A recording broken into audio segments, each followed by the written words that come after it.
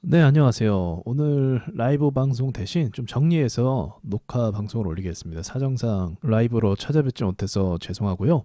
먼저 삼성전자 포함 반도체부터 이야기를 해보도록 할게요. 제가 반도체 쪽을 계속 좋다라고 말씀을 드렸었는데, 아시다시피 이 우리나라 차트 자체도 주요 라인을 뚫고 올라간 부분이 있었고, 특히나 이제 삼성전자보다 하이닉스를 많이 강조해서 말씀을 드렸죠. 강한 세력이 또 개입한 것 같다. 그렇게 말씀을 드렸고요. 우량주도 세력들이 얼마든지 올릴 수 있습니다. 뭐 상승장에서 삼성전자나 뭐 현대차, 기아차 오르는 거 보면 뭐 말 다 했죠. 중요한 라인을 돌파했기 때문에 긍정적으로 봤던 부분이 있고, 그리고 더불어서 얘가 얘 때문에 가는 게 아니죠. 전체적인 글로벌 시장의 반도체 수요가 늘어나기 때문에 엔비디아가 호재를 받아 먼저 올랐던 거고요.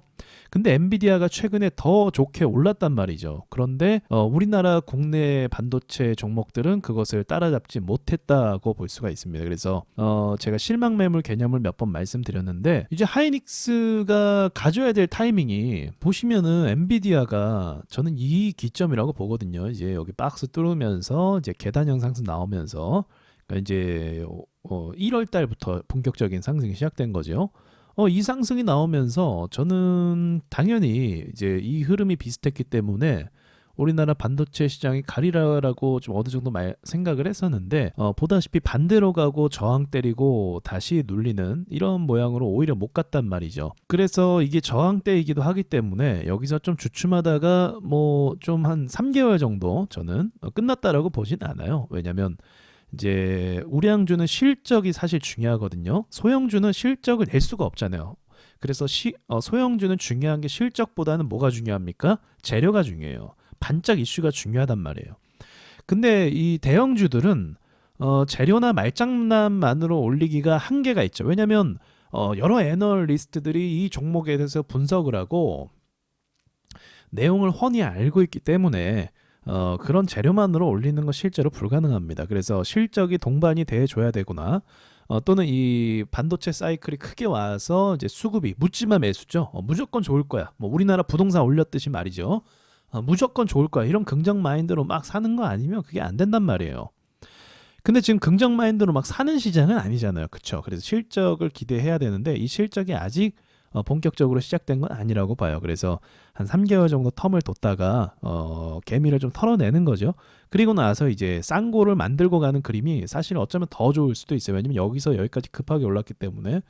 그래서 어쨌든 뭐 갈 때 엔비디아는 주구장창 가네 못 가니까 실망 매물이 더불어서 나아갔고, 반도체 쪽이 주춤하게 된 거죠. 하지만 제주 반도체 같은 경우는 왜 이렇게 올라요? 이거는 이제 급등주라서 많이 올랐기 때문에 어쨌든 소형주의 특성상 그 기대감이 계속적으로 작용을 했고, 그리고 이거는 뭐 간단해요. 사실은 이제 뭐 이거 신앙으로 가는 거죠. 뭐 사람들이 이제 제주 반도체가 뭐 어쩌고 할 것도 아니고 그냥 묻지마 매수가 이어지는 거예요. 우리 에코프로도 역시나 한창 오를 때 어땠습니까? 묻지마 매수가 됐잖아요. 그래서 에코프로가 뭐 400만 원 간다, 300만 원 간다 이렇게 찬양하는 사람들도 막 나왔거든요. 주식이라는 건 원래 그래요. 그래서 제주 반도체가 기술 반등으로 좀 오르는 거는 전혀 이상한 게 아닙니다. 그런 흐름이라고 볼 수가 있을 것 같아요. 그런데 제가 또 기대하는 거는 이 저 PBR 관련주들이에요. 이 저 PBR 관련주를 투자하기 위해서 펀드를 조성하고, 이게 일본에서 성공 사례로 나왔다고 하더라고요. 그래서 우리나라도 도입이 되면서 돈들이 일로 쏠리는 것이다, 이렇게 분석을 할 수 있는 건데,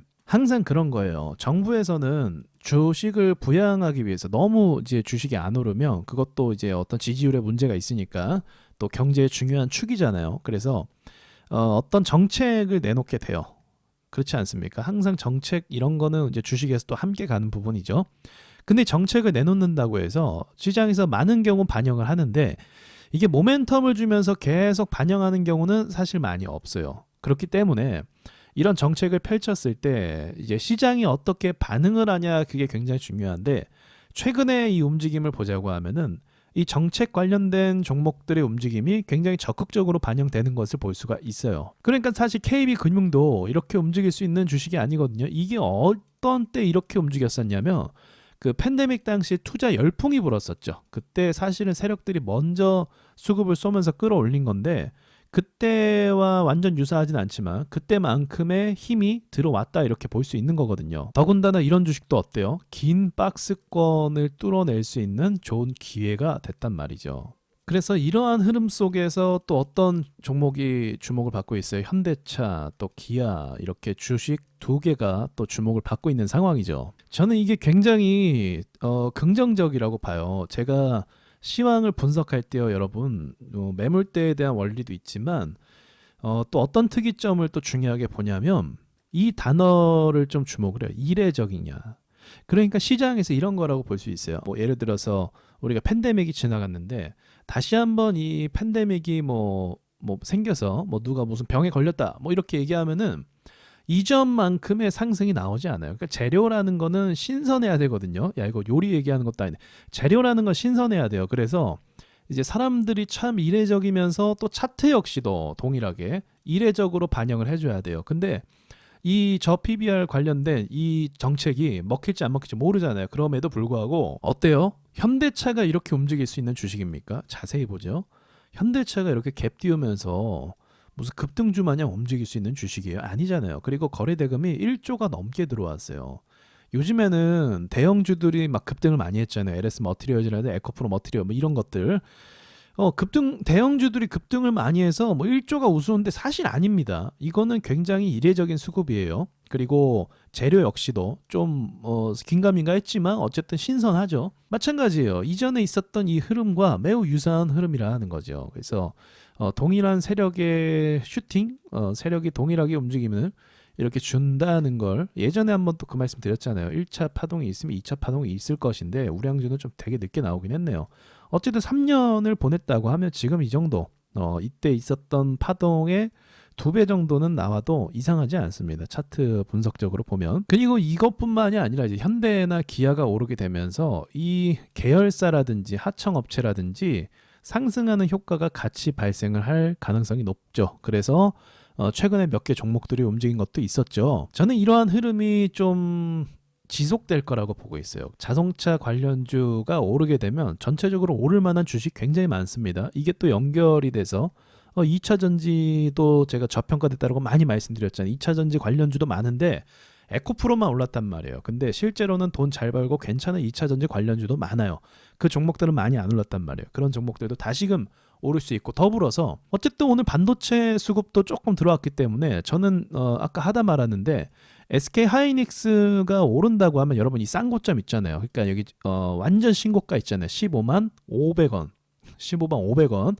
여기를 뚫는다고 하면 이제 얘기가 달라져요. 전 좀 쉬었다가 할 수도 있겠다 생각했는데 만약 곧바로 가도 괜찮아요. 어쨌든 뚫으면은 반도체 랠리는 다시 시작된다라고 전 봅니다. 예. 근데 내려갈 땐 어디까지 내려갈지 모르잖아요. 이게 전고점 때리고 여기까지 내려갈 수도 있고 한번 오른 척하다 여기까지 내릴 수도 있는 거잖아요. 주식. 그래서 항상 조심하자라는 걸로 이제 여기서 좀 수급이 다운됐을 때 그때 좀 빠지는 전략을 선택했는데 지켜봤다가 전고점 다시 뚫으면 이제 더 많이 갈 수 있다. 그렇게 생각하셔도 될 것 같아요. 우리나라 주요 종목들이 대형주가 신고가를 간다. 흔치 않은 일이에요. 더불어서 바이오 섹터도 무시할 수 없거든요. 자, 삼성 바이오로직스도 보시면 정말 얘도 계속 보합. 갈 듯 말 듯 보합. 갈 듯 말 듯 보합. 수급을 안 쏘는 거죠. 랠리를 안 주는 거예요. 계속적으로. 시장도 안 좋았지만.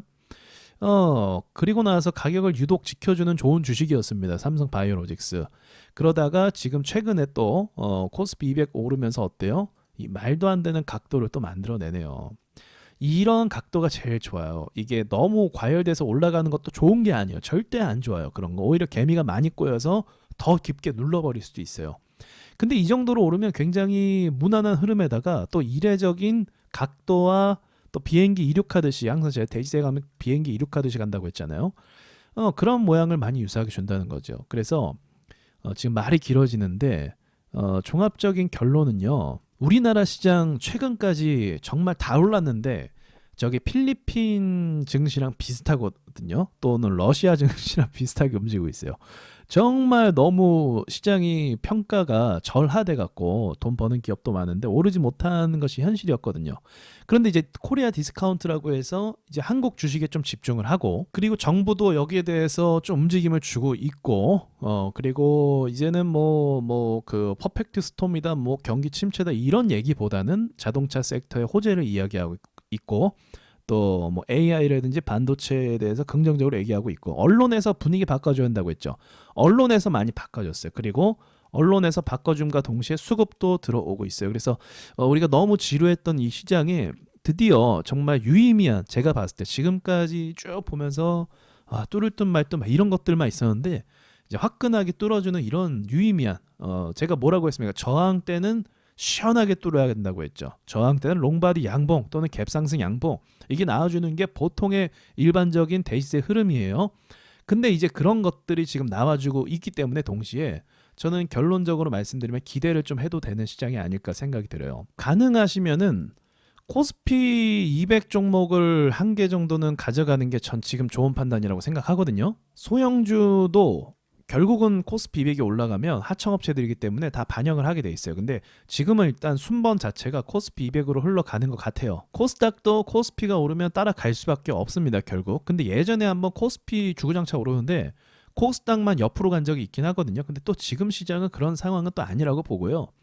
전체적인 전 세계의 증시가 다 올라가고 있는 상황이기 때문에 거기에 발맞춰서 코스피도 수급이 들어왔다라고 판단하고 있어요. 그러니까 긍정적인 거죠. 그래서 같이 한번 지켜봤으면 좋겠습니다. 지금 이런 각도를 만든 이상, 이 각도를 만든 이상 이제 머지않아 의미 있는 수급이 또다시 들어올 가능성이 높아요. 기아도 현대차도 지금 수급 쐈다가 약간 조정 주고 있는데 이게 진짜로 지금 타이밍부터 간다고 하면 길게 끌지 않을 것 같습니다. 그래서 좀만 더 지켜보죠. 네, 어쨌든 긍정적으로 지켜볼 수 있습니다. 마치겠습니다.